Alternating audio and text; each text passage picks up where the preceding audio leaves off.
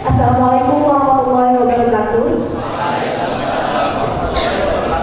Selamat sore, saya ucapkan kepada para hadirin dan juga para narasumber yang telah berkenan hadir pada acara sore hari ini. Mudah-mudahan masih tetap semangat ya. Baiklah, sebelumnya saya mengucapkan terima kasih kepada rekan-rekan dan juga panitia dari Forsila karena telah mempercayai saya untuk menjadi moderator untuk ketiga kalinya dalam penyelenggaraan seminar yang diadakan oleh Forsila. Ini menarik sekali ya, karena beberapa tema yang telah diangkat oleh Forsila adalah isu-isu tentang isu-isu nasional atau isu-isu global. Secara tidak langsung mungkin rekan-rekan dari Forsila ini memfasilitasi para peserta yang notabene adalah santri dengan pengetahuan-pengetahuan umum isu-isu global. Karena kita ketahui bahwa sebagian besar informasi atau pengetahuan yang didapatkan oleh para santri adalah pengetahuan seputar keagamaan. Nah, dengan diselenggarakannya seminar-seminar seperti ini akhirnya menjadikan para santri lebih open minded gitu ya, lebih terbuka wawasannya, bukan hanya dalam keagamaan tetapi juga isu-isu nasional dan juga bahkan isu global begitu ya Pak. Karena selain kita harus menunjukkan sisi agamis kita tentu juga harus menunjukkan sisi nasionalis kita gitu ya Pak. Ya. Terima kasih sekali lagi kepada rekan-rekan panitia Forsila atas penyelenggaranya seminar kali ini. Baiklah, sebelum kita memulai ke acara diskusi dan juga sosialisasi 4 pilar kebangsaan ini, saya akan membacakan CV dari Bapak-bapak anggota MPR RI. Yang pertama adalah Bapak Dr. Andes Yosef Umar Hadi, MSI. Pendidikan SD Beji Pedan tahun 1965 sampai tahun 1970. Kemudian SMP Ceper ya Pak, Klaten 1971 sampai 1973. Kemudian melanjutkan SLTA Mertoyudan di Magelang pada tahun 1974 hingga 1977. Kemudian melanjutkan pendidikan ke STF Briar Kasa Jakarta 1980. Mungkin langsung saja kepada pembicara pertama, pada Bapak Dedi Ishak. Waktu depan kami persilakan. Assalamualaikum warahmatullahi wabarakatuh. Selamat sore, selamat. Bismillahirrahmanirrahim.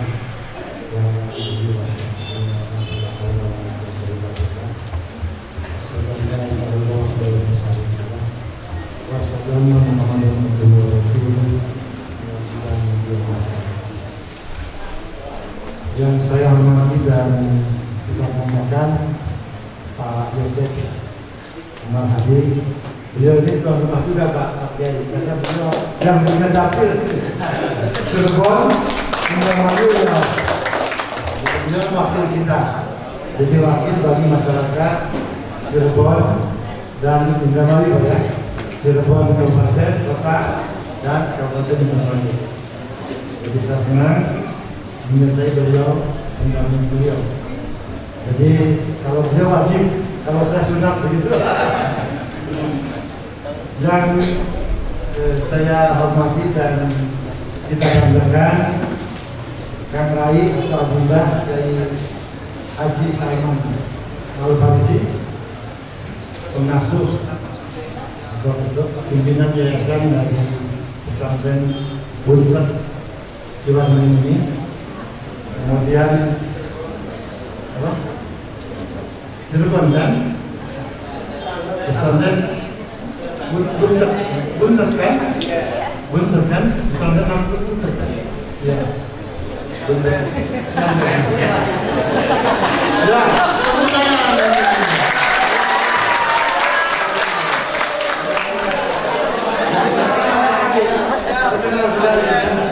Jadi dari pesantren ini banyak melahirkan tokoh-tokoh pejuang pahlawan bangsa yang memberikan bangsa ini, bangsa Indonesia. Kita berikan aplaus dan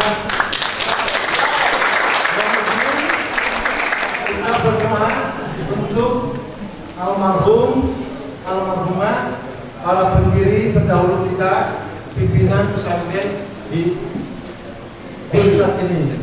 Kita bersama-sama baca surat Al-Fatihah.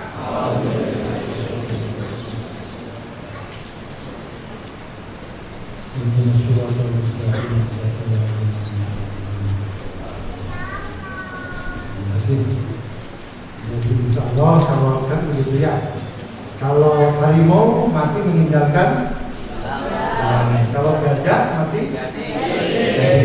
Kalau tokoh-tokoh para pejuang seperti Kiai Haji Abdullah Abbas luar biasa. Beliau ini berjuang saat kemerdekaan, pahlawan bangsa, berjuang dalam kemerdekaan, termasuk bagaimana perjalanan sejarah.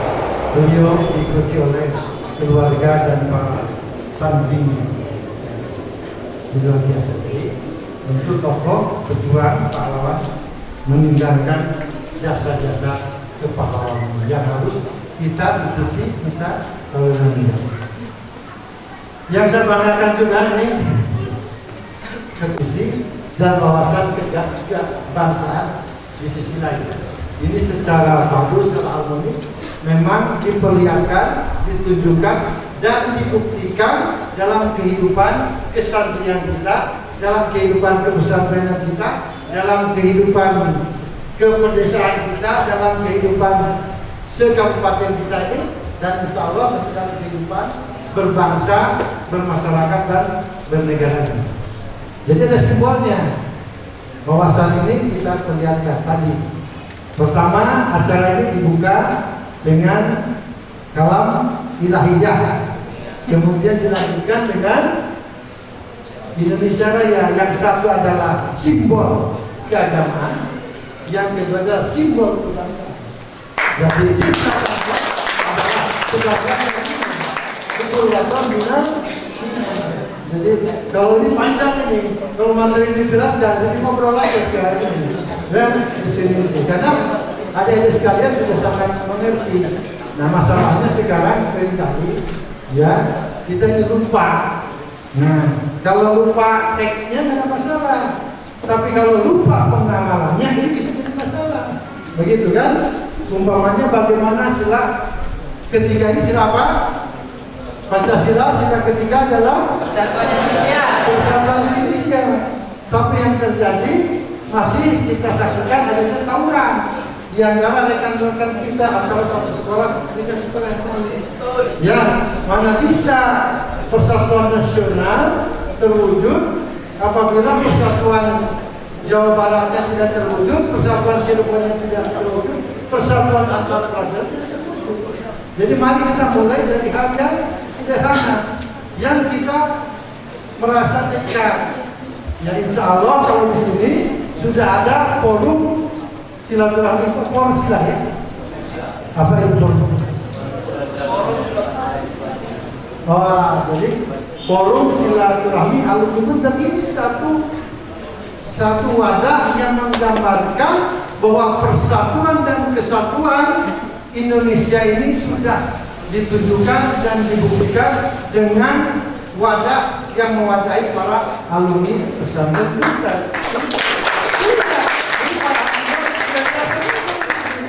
Bagaimana kita membangun pesantren ini agar lebih berkembang, lebih maju lagi dari apa yang telah dilakukan oleh para pendiri sebelumnya? Tentu membutuhkan sebuah kebersamaan, persatuan dan kesatuan seperti halnya dulu Pak Kiai Haji Abdullah Abbas almarhum bagaimana bersatu, berdialog dengan para kiai dari seluruh Indonesia, bukan Cirebon saja, di seluruh Jawa Barat, Jawa Tengah, Jawa Timur, ya ada Gontornya di sana. Kemudian dengan pemuka-pemuka agama lain, dengan para pendeta, dengan para biksu dan sebagainya.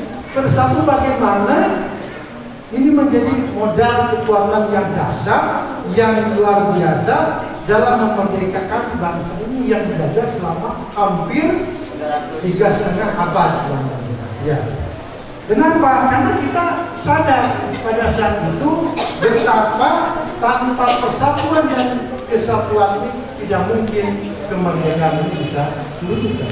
Dan itulah menjadi alat dari, nah coba nih ada yang dari Sanawiyah kan ada? Ada yang dari Aliyah juga? Ada yang mahasiswa juga kan? Nah, ada politik belanda ini apa yang namanya politik pecah belah itu? DPD kan sama itulah. Maka Kesultanan Sendore dipecah dengan Ternate, Manado itu dengan Sulawesi Selatan, begitu kan dengan Makassar, Cirebon, dengan Brebes, dengan Indramayu. Nah, kita tidak sadar dengan cara itu bahwa kita tidak pernah punya kesadaran politik, kesadaran bersama bagaimana memerdekakan bangsa ini, dan sekaligus tentu saja dengan modal ini kita bisa melakukan upaya-upaya pembangunan untuk mengisi kemerdekaan. Nah, jadi soal Pancasila sangat jelas. Nah, kemudian sekarang Pancasila ini ada sila ketuhanan yang Maha Esa, ya. Nah, jangan dipersetan, ya. Jadi sekarang ini katanya ketuhanan yang Maha Esa diganti dengan keuangan yang Maha Kuasa. Wah, jangan kita tetap ketuhanan yang Maha Esa. Hanya masalahnya kenapa ada sindiran seperti itu secara terbuka harus diketahui.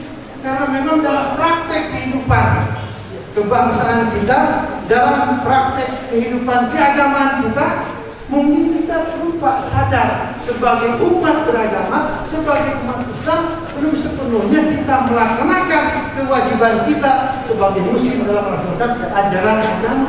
Kan betul nggak? Buktinya apa? Ya kalau ini masih ada copet ya, di kita masih ada copet, ada pencuri ya, banyak kan? Ya mudah-mudahan di pesantren ini tidak ada ya. Di lain-lain ada, kita ada pertemuan pencuri dan sebagainya. Kemudian ada juga pemerkosaan terhadap anak-anak, begitu kan? Kemudian ada pembantu yang mau ke pasar dikerjain, dibawa oleh sopir angkot, kemudian diperkosa dan dibunuh. Ya, begitu kan? Ya, jadi karena memang menunjukkan bahwa ajaran agama ini masih berupa ya hanya dipikir saja, hanya kita tahu tetapi kita tidak pernah melaksanakannya, mengamalkannya.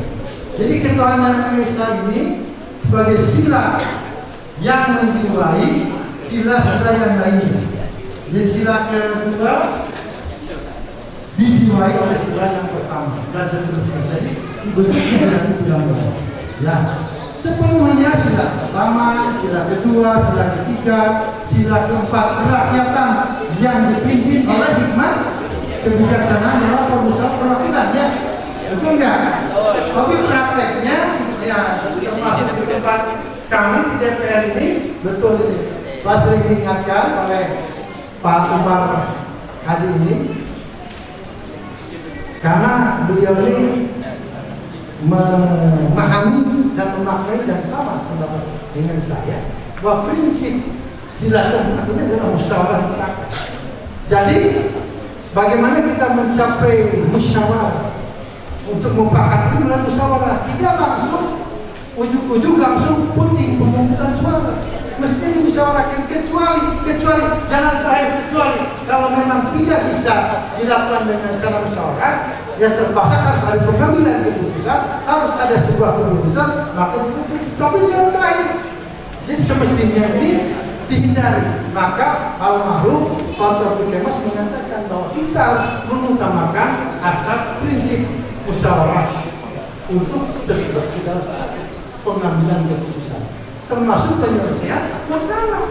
Jadi kalau ada masalah di antara kita sesama santri, begitu, tentu cara yang terbaik kita lakukan adalah bagaimana kita mengamalkan nilai dari sila yang keempat ini melalui cara musyawarah. Jadi demokrasi kita adalah demokrasi Pancasila, demokrasi yang menggunakan semangat roh musyawarah.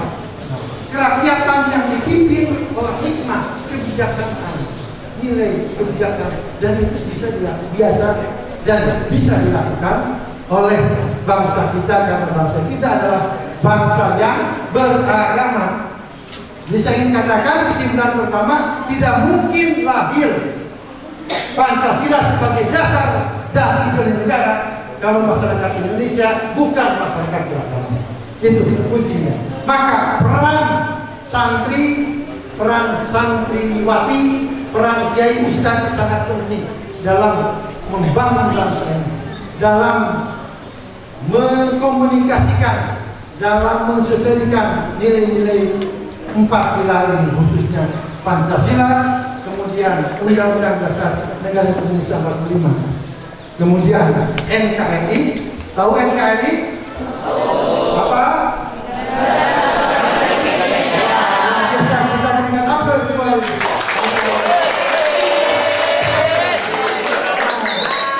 Saya ingin ya, yang di belakang ini, yang pakai kopiah haji ini, kesini sebentar, jangan lawan. Ya, ayo di sini ya.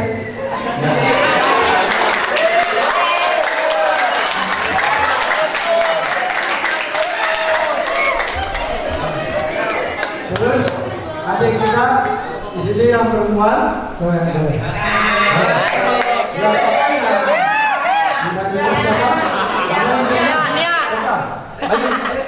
Ayo, siapa ya? Siapa dari?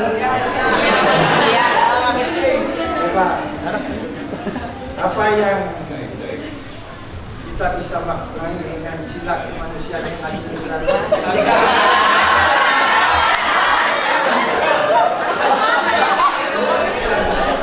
Kalau ketuhanan ini, kalau ketuhanan ini yang bisa dilihat dalam praktek kita sehari-hari itu apa sebetulnya? Pengamalan yang nyata itu dari berbagai bangsa dan kemanusiaan yang ada. Maksudnya kalau menurut saya yang namanya ketuhanan yang Maha Esa ini kita ini semuanya walaupun bermacam-macam agama Indonesia, cuma satu aslinya Tuhan itu yaitu Allah Subhanahu Wa Taala.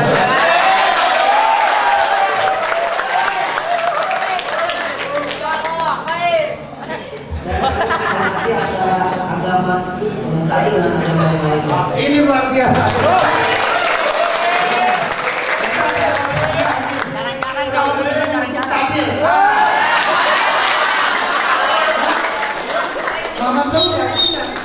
Jadi salah satu makna dari sila dan pengamal sila kedua, bagaimana kita melaksanakan ajaran agama dengan benar dan baik, begitu sesuai dengan agama Islam. Kalau agama Islam melaksanakan sholat, salah satunya sekarang puasa ya. Nah, juga kita toleransi umat beragama. Karena Indonesia ini bukan negara agama, tapi negara berdasarkan Pancasila yang saling menghormati antara penganut agama. Jadi umpamanya, mohon Fauzan, misalkan ada teman kita dari agama Hindu, tentu kita harus saling menghormati sebagai warga bangsa. Wah, luar biasa. Semuanya. Nanti tenaga ahli saya ya. Saya butuhkan di staf sini.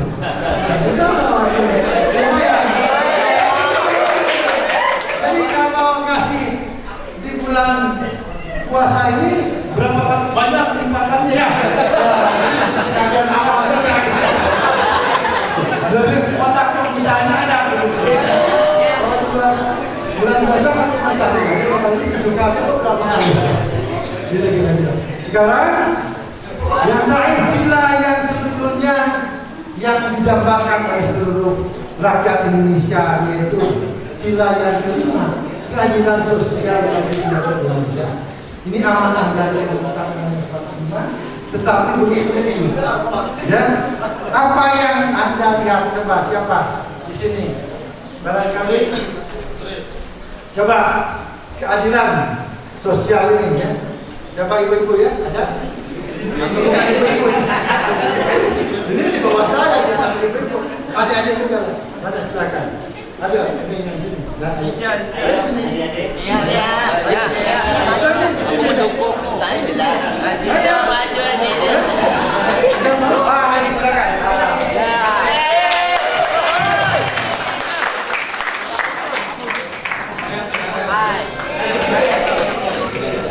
Ya,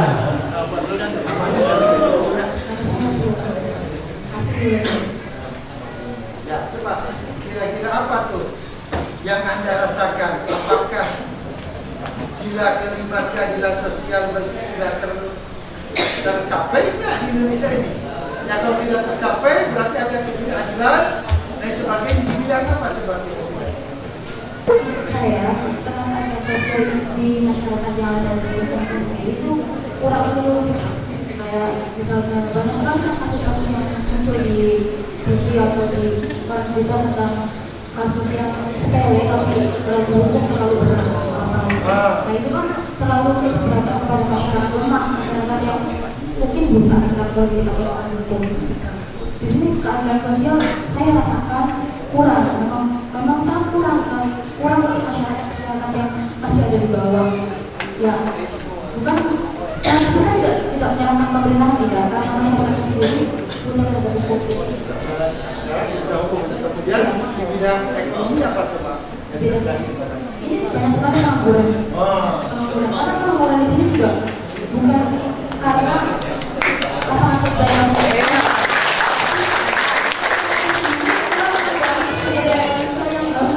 untuk menjadi seorang yang berekonomi yang kemudian Ya, luar biasa.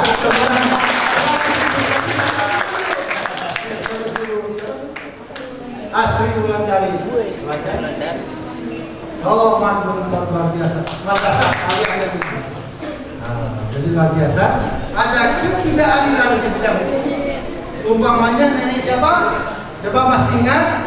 Ada yang ngambil itu? Kayu 3. Jadi Astiani dihukum 3 bulan, ya. Tapi yang si ratusan triliun masih bisa ongkang-ongkang, bisa main tenis, masih bisa ke Bali, kan? Apakah adil nggak? Ya. Apakah adil nggak? Ya. Apakah adil nggak? Ya. Tugas siapa menciptakan keadilan sosial itu? Tugas siapa? Tugas kita semua. Tugas pemerintah, tugas DPR, tugas masyarakat juga. Paling tidak kalau kita mengingatkan, mengkritik pemerintah, mengkritik Pak Umar, mengkritik Pak Deddy. Nah, nanti insya Allah Pak Umar akan bila ada waktu kita dapil Cirebon. Nah, soal-soal ketidakadilan dan sebagainya bisa ditanyakan. Insya Allah beliau banyak solusinya, banyak jalan keluarnya, dan insya Allah banyak bekalnya untuk masyarakat Cirebon.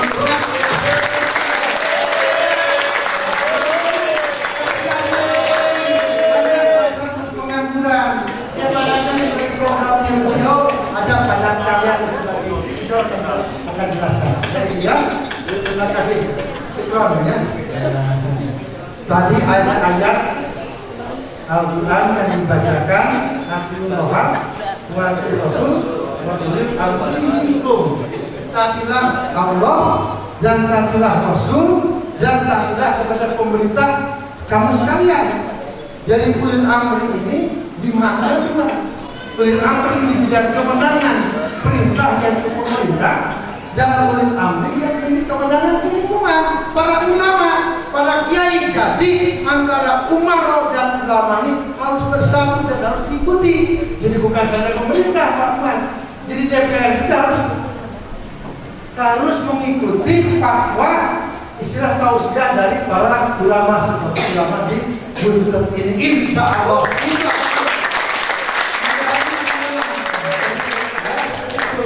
Jadi selama Pancasila sudah selesai, ya begitu kira-kira nanti disambung lebih dalam oleh adik sekalian karena bukunya cukup tebal dan sebagainya ini. Jadi penting bukan apa, tapi kita mengerti, memahami sekaligus juga mulai mengamalkan. Sesungguhnya bagi orang Islam, bagi masyarakat beragama, pengamalan nilai Pancasila secara otomatis kalau kita mampu atau mau melaksanakan adalah Pancasila juga. Tetapi tentu kita tidak bisa mengatakan bahwa hanya dengan pengamalan itu kemudian tanpa didukung dengan sebuah pemahaman yang utuh terhadap nilai-nilai Pancasila. Sekarang di Tunisia sebaliknya. Tunisia ini ada beberapa orang yang tewas. Ya, oleh gerakan yang namanya ISIS. Tahu ISIS itu? Tahu. Istri satu untuk sama. ISIS itu apa? Ikut sana ikut sini. Tapi jangan saya juga. Karena ada beberapa partai yang sekarang lagi terbelah gitu. Jadi yang cari amannya ikut sana ikut sini. Jadi ISIS atau ISIS? Bukan. Jadi itu. Nah, ini ada perbedaan pasti. Pemahaman tentang nilai-nilai nilai Islam. Nah, Islam Indonesia yang dibawa dari Islam yang sesuai dengan Al-Quran dan Sunnah Rasulullah. Islam yang rahmatan lil alamin. Islam yang damai. Makanya tidak heran kalau Indonesia ini masuk dan dikatakan sebagai negara yang penduduk terbesar, ya, negara yang demokratis, yang bisa mengharmonisasi antara demokrasi dan Islam. Ya. Berbeda dengan Myanmar. Nah, pertanyaannya, enggak. Rohingya hanya pengungsi datang ke Indonesia. Itu kan karena desakan, maaf, kelompok agama Buddha di sana. Tapi ternyata agama Buddha di Indonesia ini mendapat pengayoman dari umat Islam. Nah, kenapa sebaliknya di sana? Nah, hal-hal seperti ini tentu kita tidak bisa perang begitu, tapi dengan cara dialog, dengan cara damai, sebagaimana diajarkan oleh Rasulullah Shallallahu Alaihi Wasallam. Nah, terakhir saya ingin cerita Gus Dur, tahu Gus Dur? Almarhum. Gus Dur ini, kalau dikit ya, dia bulan baik, jelas. Jadi waktu jadi presiden ini beliau berkeliling naik pesawat gitu, dengan Clinton dan Zigzag gitu, yang presidennya Prancis itu kan. Nah, ya, jadi waktu di pesawat yang melintas itu New York gitu, nah langsung Clinton ini, wah ini New York nih, oh kenapa New York? Bagus sekali kan New York.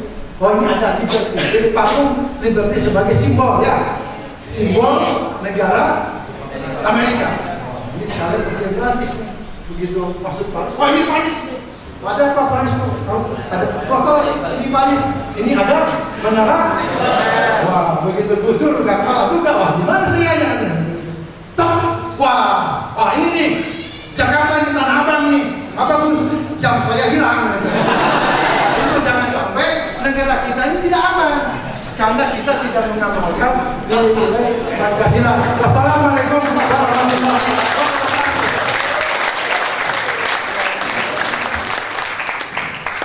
Terima kasih yang disampaikan kepada Bapak Deddy Ishak.